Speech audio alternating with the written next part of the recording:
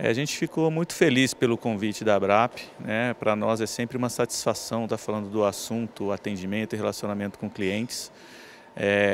O Reclame Aqui, pela sua própria história, aposta muito e tem visto no mundo inteiro que a bola da vez é o atendimento, né? O atendimento está deixando de ser algo simplesmente operacional, de pós-venda, o velho e tradicional saque, para realmente ser uma ferramenta de marketing, né? Com o advento das redes sociais, não só das redes sociais, mas desse conteúdo todo que os consumidores, que as pessoas estão postando na internet todos os dias, essa informação passa a balizar muito a opinião das pessoas na hora de escolher um fornecedor, um produto, um serviço. E isso vai acontecer cada dia mais, independente do segmento que a empresa se encontre. Às vezes as empresas têm muito receio de estar nas mídias sociais, de estar escrevendo coisas na internet, né? A gente enxerga que isso tem vários motivos. O primeiro é a visão de que isso pode provocar um dano de imagem, ou seja, discussões com os clientes ou debater coisas que eles gostariam que estivessem no saque, fechados dentro de um sistema, acabem na rede social. Ocorre que isso já está na rede social, né? As pessoas estão falando na rede social, elas estão falando sobre a sua marca, sobre o seu negócio, sobre o seu desempenho, e você não está falando. Então é um pouco de miopia achar que se eu não falo, não estão falando de mim, né? Agora, é verdade que para fazer isso tem que ter toda uma estratégia de responsabilidade, né?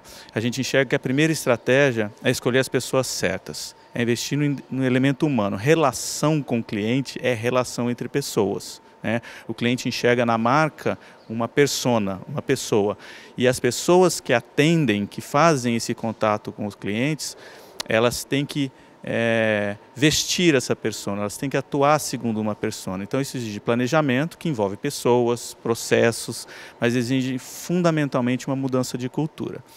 Quando uma empresa tem uma reputação construída na internet, ela tem os seus defensores também na internet. Às vezes é muito mais fácil temer e pensar nos detratores, né? Mas tem nos defensores. O próprio Reclame Aqui é um exemplo disso. Se você for na página do Facebook do Reclame Aqui, tem milhares de citações a respeito do Reclame Aqui, a favor e contra. E quando alguém fala contra, os próprios usuários do Reclame Aqui entram em defesa. A gente nem precisa interferir, ou seja, ele é um organismo que atua com pessoas que se identificam conosco. Mas é um trabalho de longo prazo que tem que ser feito dentro de um planejamento e com responsabilidade. Especialmente no Brasil, a gente tem uma visão, às vezes, muito legalista e o consumidor também tem uma visão muito litigante quando ele tem problema. Mas nós estamos falando de competição, nós estamos falando de competir por um mercado. Então, o que está na lei é o mínimo, né? A gente vai atingir esse mínimo, as boas empresas sobreviverão e depois vão ter que disputar pelo diferencial. Aí sim nós vamos estar falando de atendimento como ferramenta de marketing. Então, quando a gente fica preocupado com a lei do saque, com o ambiente regulatório A ou B, a gente ainda está preocupado em cumprir leis. E a gente devia ver que esse ambiente regulatório tenta transpirar um desejo, um anseio dos seus próprios clientes. E é assim que deve ser analisado. A gente tem visto as manifestações a respeito de cidadania, né? Então, eu digo assim, antes na internet a gente se preocupava em como manter a privacidade. Hoje na internet a gente vai ter que dizer como é que nós vamos expor a nossa privacidade, porque ela vai ser exposta, né? Das marcas, dos indivíduos, então nós vamos trabalhar cada dia mais com o nível de exposição. Isso é uma absorção cultural e as direções das companhias ainda são formadas por pessoas que, como eu, né? Eu vim de uma geração, eu me formei na área de tecnologia e não existia internet. Então, a gente tem que ir migrando junto com essa juventude, né? Não adianta a gente criticar essas atitudes, elas são irreversíveis, né?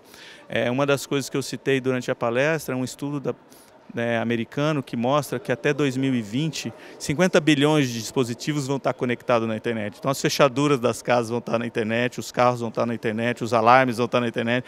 Ou seja, a internet é um veículo sem controle, que vai crescer ao infinito. E isso vai fazer com que as pessoas se falem mais, saibam mais coisas e se exponham mais, assim como as marcas. Se a gente pensar, é um pouco do que sempre foi, né? Eu gosto muito de usar uma figura que meu avô tinha um armazém, né? Lá nos idos de 1930. Então a relação dele, ele era o caixa, ele era o comprador, ele era o cara que atendia, ele era o relacionamento com o cliente. A relação já era orgânica, né? As pessoas trocavam o seu esforço o seu trabalho, que está em formato de dinheiro, por um produto que elas precisavam. E estabeleciam um relacionamento de longa data com aquela marca.